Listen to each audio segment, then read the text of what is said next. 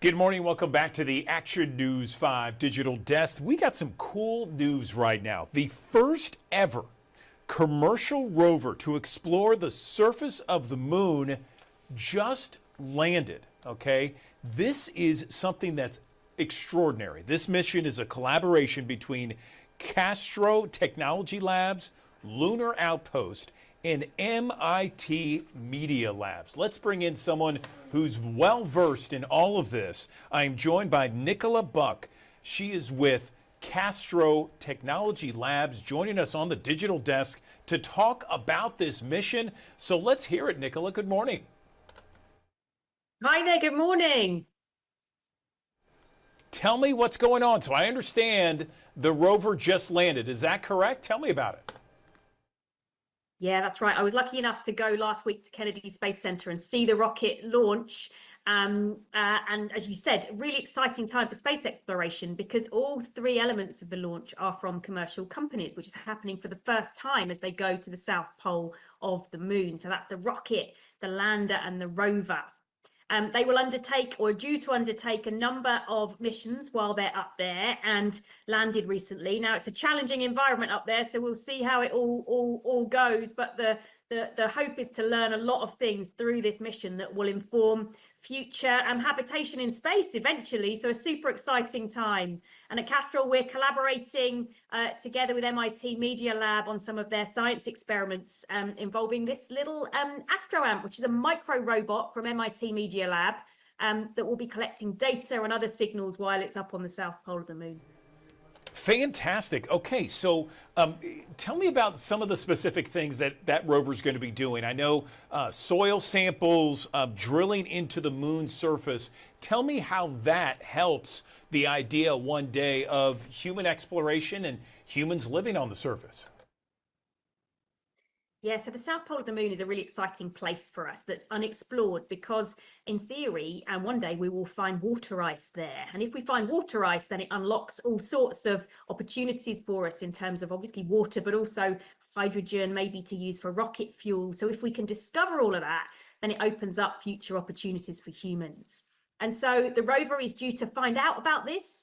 And on top of the rover, as I say, we have our little astroant from MIT Media Lab, and we're co-research partners with them to test out how this could work. And the vision is a swarm of these little ants that may work in space to make things more effective. So if you can send a little micro robot like this out onto the surface of a rocket to collect data, it's much easier than sending a human, for example. So Castrol's working together with MIT Media Lab to provide the space-grade lubricants to keep these wheels moving on the south pole of the moon. And what's really interesting is before it went off to the moon, we took it to Lanzarote, which is off the coast of Spain, because Lanzarote is a volcanic island. The island's surface is very similar to the moon, and so we were research partners with MIT Media Lab to go test it out in Lanzarote before it heads off to where it is now. So let me ask you this. I'm enjoying seeing some of the video there that you're showing us of what could be amazing images of the moon now that it's landed. Where can we watch this rover go through the surface of the moon, and specifically the south pole of the moon? Yeah, head off to castrol.com and the latest on all of our activities to do with space and then how we convert that to products here on Earth are there to be found. And you can find out more about MIT's astroant and what Castrol is doing together with them to drive some of this exciting experimentation forward. How long is the rover going to be there?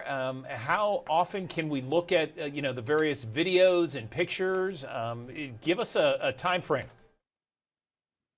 Yeah, so the teams on the ground at Mission Control in Denver are working all that out right now. They've got a lot to overcome. The mission is due to last up to 10 days, and Castrol will keep you updated on the website with what comes next. But it is a challenging environment, I know, and they're dealing with technical challenges.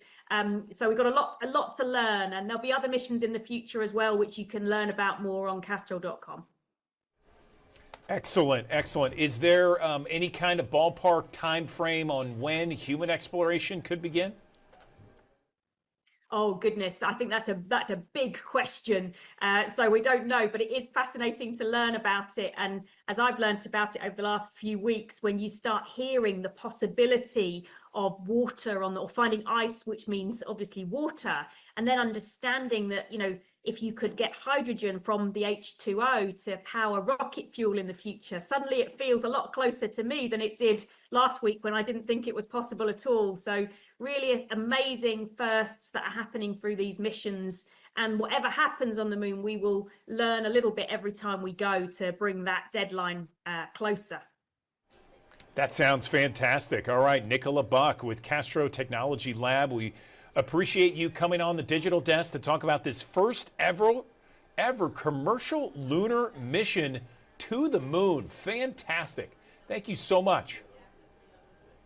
Thank you.